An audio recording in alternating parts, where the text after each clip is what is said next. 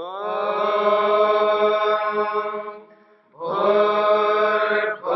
स्वः तत्सवितुर्वरेण्यं भर्गो देवस्य धीमहि धियो यो नः प्रचोदयात्।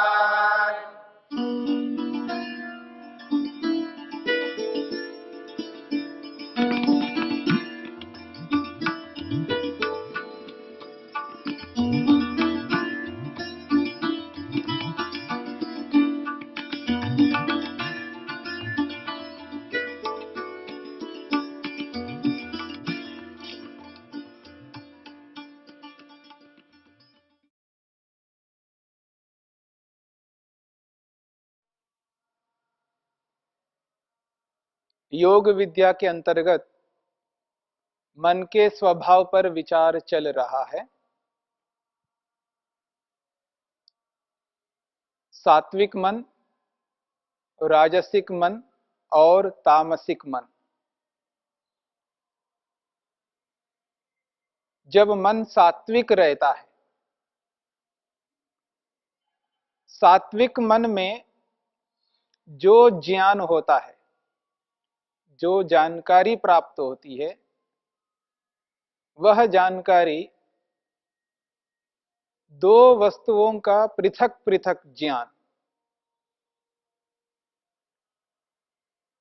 एक वस्तु में दूसरी वस्तु का आरोपण प्रत्यारोपण नहीं होता है। यानी जड़ में चेतन का अथवा चेतन में जड़ का आरोप नहीं होता है। ऐसा भी आप मान सकते हैं, जड़ वस्तु को चेतन वस्तु मानना और जो चेतन वस्तु है उसको जड़ वस्तु मानना, ऐसा आरोप नहीं होता है। चेतन वस्तु में जड़ वस्तु का आरोप, यानी चेतन वस्तु में जड़ वस्तु को अंतर्निहित करना,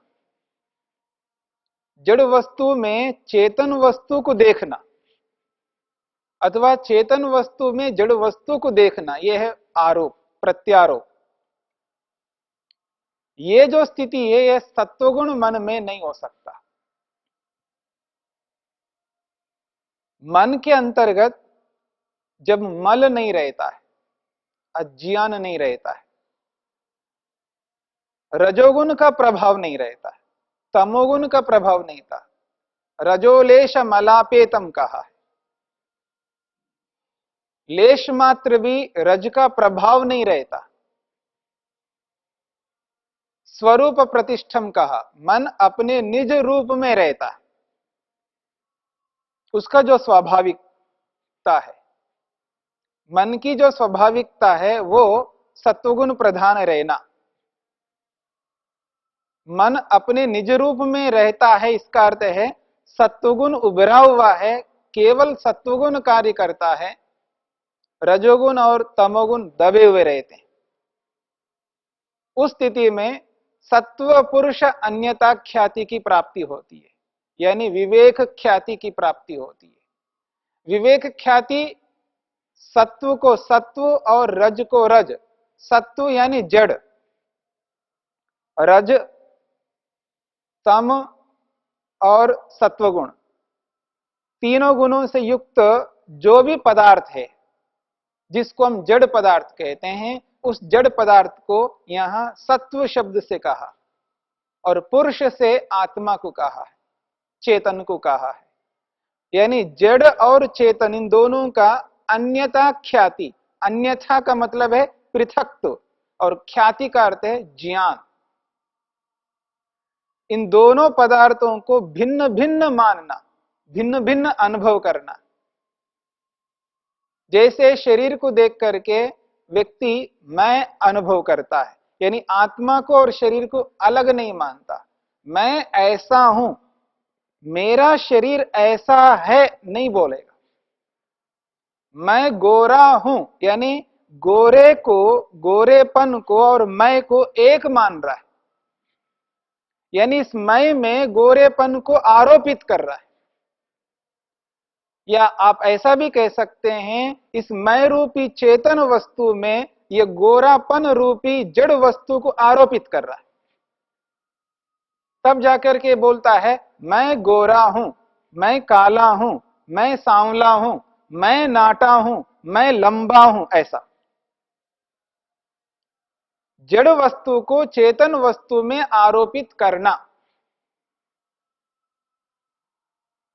ये उस स्थिति में होता है जब रजोगुण उभरा हुआ हो या तमोगुण उभरा हुआ मन में। मन में रजोगुण और तमोगुण दोनों उभरे हुए हों, या रजोगुण अधिक मात्रा में उभरा हुआ हो या तमोगुण अधिक मात्रा में उभरा हुआ हो, या रजोगुण कम मात्रा में भी क्यों ना उभरा हुआ हो, तमोगुण रजोगुण कम मात्रा में उभरे हुए हों या अधिक उभरे हुए हों, इन दोनों स्थितियों में मन में केवल सत्वगुण नहीं रह रहा है, यानी केवल सत्वगुण काम नहीं कर रहा है। उस स्थिति में यहां पर व्यक्ति ये अनुभव करता मैं ऐसा हूं, यानी शरीर को और आत्मा को अलग नहीं कर पाता है। और इस स्थिति में व्यक्ति को जो भी अनुभूतियां होती हैं, वो जो अनुभूतियां हो रही है वो अविद्या के कारण से हो रही होती है, विद्या के कारण से नहीं हो रही होती है। और उस अविद्या के कारण से अच्छी अनुभूतियां भी होंगी और गलत अनुभूतियां भी होंगी। अच्छी अनुभूति का अर्थ है संसार के अच्छे प्रयोजनों को पूरा करते हैं, और गलत अनुभूतियां का अर्थ है सांसारिक अच्छे प्रयोजनों को भी पूरा नहीं कर सकते। मैं गोरा हूं, अपने आप को गोरा ही बनाए रखूंगा, इसको अच्छा रखूंगा, यानी मैं अपने आप को अच्छा रखूंगा मान के शरीर को अच्छा रख रहा है, तो सांसारिक प्रयोजन पूरा होगा इससे, लेकिन है तो गलत ज्ञान है।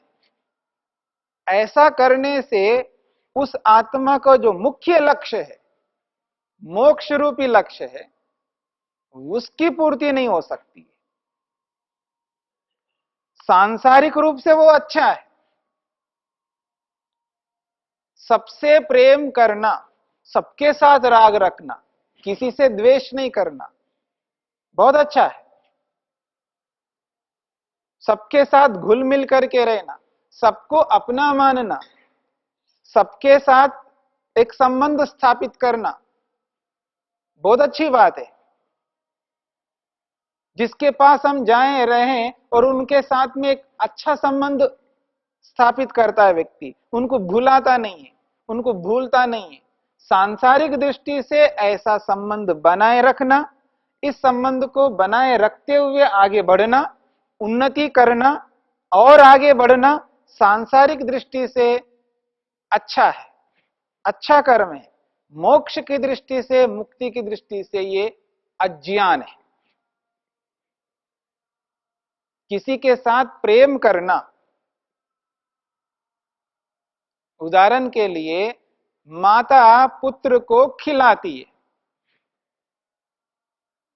न चाहते हुए भी, बच्चे के न चाहते हुए भी खिलाती रहती है, और उसकी इच्छा नहीं है ना खाने की, और ऐसा भी नहीं है कि उसको भूख नहीं है, भूख है, लेकिन जिस चीज को वो खिला रही है वो चीज उसको पसंद नहीं, और जबरदस्ती मां बच्चे को खिला रही होती है, और ऐसा खिला करके उस व्यक्ति के, उस बच्चे के जो पोषक तत्व होने चाहिए, उसको जो मिलने चाहिए, वो पोषक तत्व सारे दे रही है। शरीर का अच्छा निर्माण होगा बच्चे का, क्योंकि सारे तत्व देंगे, लेकिन वो रागात्मक जुड़ा हुआ है, वहां पर एक संबंध जुड़ा है, एक ममत्व जुड़ा हुआ है, उससे लाभ होगा, वो अच्छा काम है, उससे बच्चे की उन्नति होती है और मां की भी उन्नति होती है, लौकिक उन्नति होगी, लोक की उन्नति होगी, लोक में सुख मिलेगा, लोग सभी अच्छा मानेंगे उसको। लेकिन मुक्ति के लिए वो रागात्मक संबंध होने से, राग होने के कारण से उस बच्चे के ममत्व से वो हट नहीं सकती है, और जब तक वो नहीं हटेगी तब तक वो मुक्ति के लिए मेहनत पुरुषार्थ नहीं करेगी वो मां। तो ये जो सात्विक अवस्था में केवल सत्वगुण उभरा हुआ हो, उस स्थिति में व्यक्ति को जो पृथक ज्ञान होता है, जड़ का जड़ और चेतन का चेतन, ये जो पृथकत्व ज्ञान है, यही विवेक ख्याति है। इसमें राग नहीं रहता, यथार्थ बोध होता है।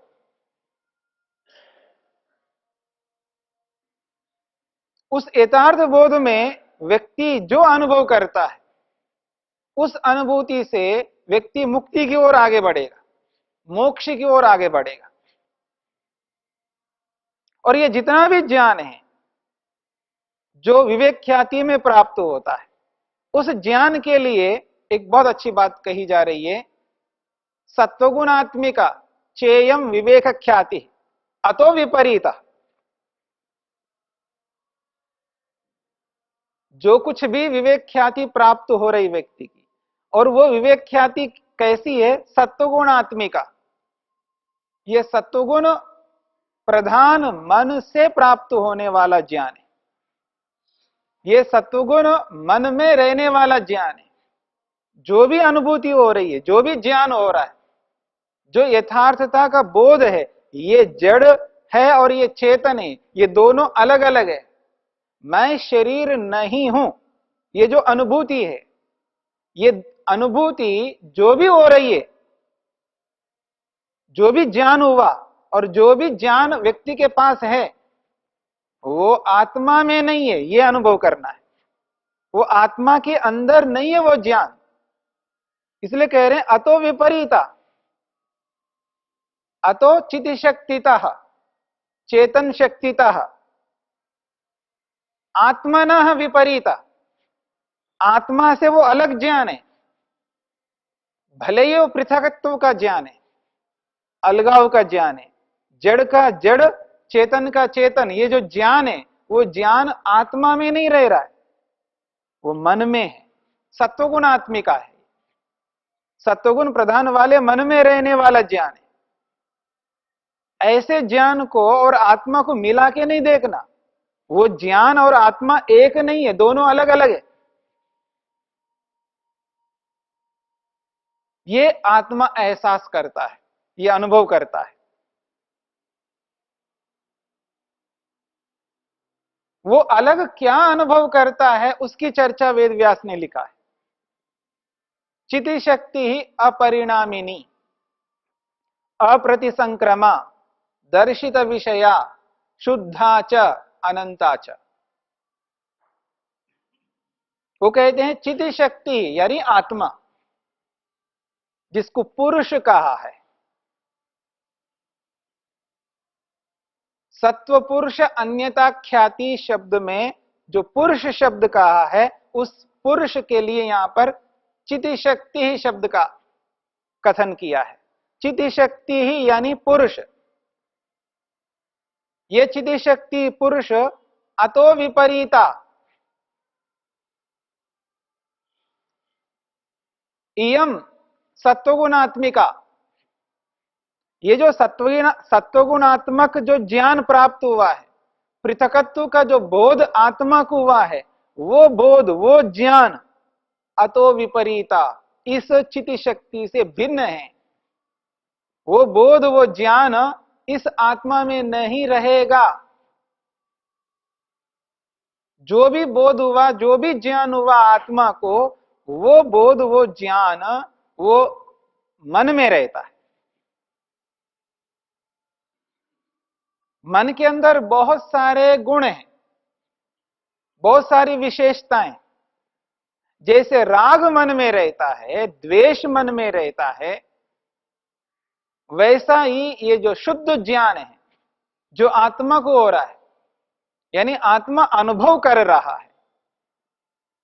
जड़ को जड़ और चेतन को चेतन जो अनुभव आत्मा कर रहा है, ये ज्ञान आत्मा में नहीं है। अतो विपरीता, इस आत्मा से भिन्न है, वो मन में रह रहा है। उसका अधिष्ठान, उसका आधार मन है। मन नामक तत्व में रह रहा है। क्यों ऐसा? अगर वो ज्ञान आत्मा में आ जाता तो क्या अंतर आता? अंतर आ जाएगा।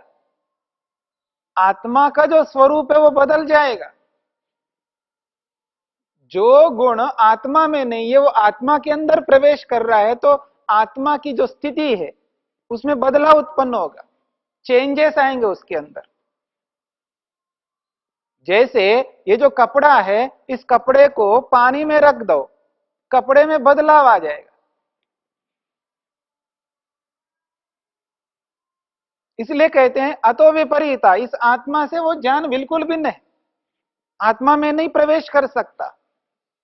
क्यों नहीं कर सकता? अपरिणामी नहीं। आत्मा तो अपरिणामी है। परिणामी का अर्थ है बदलने वाला, बदलने वाला, परिवर्तित होने वाला, चेंज जिसमें आ रहा हो, जिसमें बदलाव होता हो। पर ऐसा बदलाव आत्मा में नहीं हो सकता। ज्ञान आत्मा में प्रवेश करेगा तो आत्मा में बदलाव उत्पन्न हो जाएगा। आत्मा का जो भी स्वरूप है, जैसा भी स्वरूप है, उस स्वरूप में बदलाव उत्पन्न हो जाएगा। पर ऐसा बदलाव उत्पन्न नहीं हो सकता आत्मा में।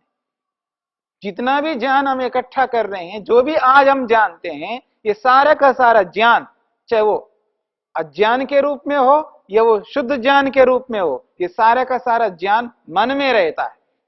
उसका आधार मन है, मन में उसको डाला है। ऐसा मान लीजिएगा एक डिब्बा है, उस डिब्बे के अंदर आप 1 किलो तेल डाल दो, भर दो तो भर रहा है उसमें, और उसमें से आधा किलो निकालो तो आधा किलो खाली हो गया।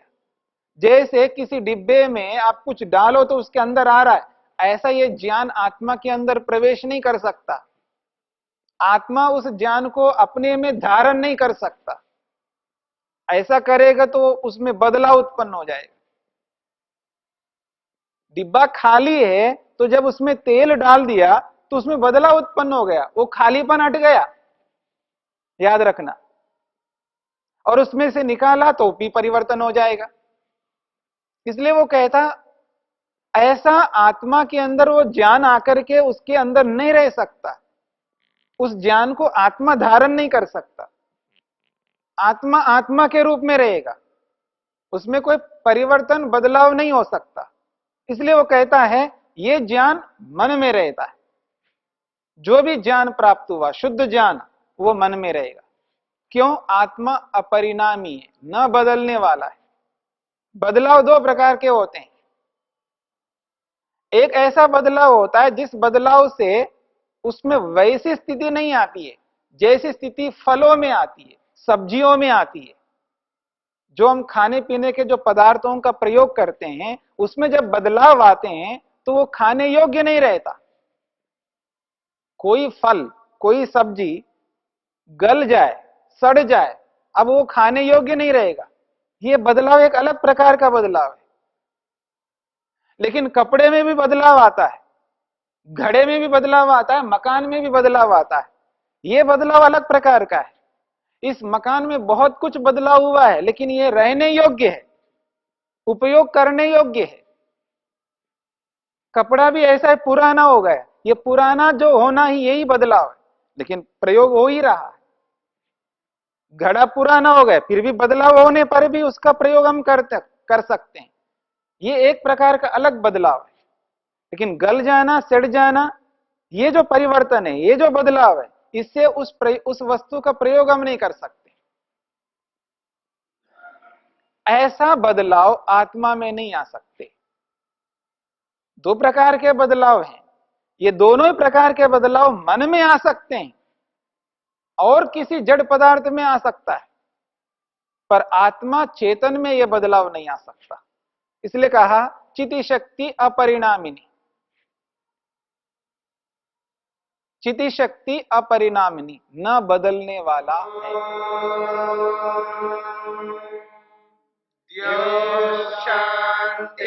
शांतिरंतरिक्षम शांति पृथिवी शांतिरापः शांति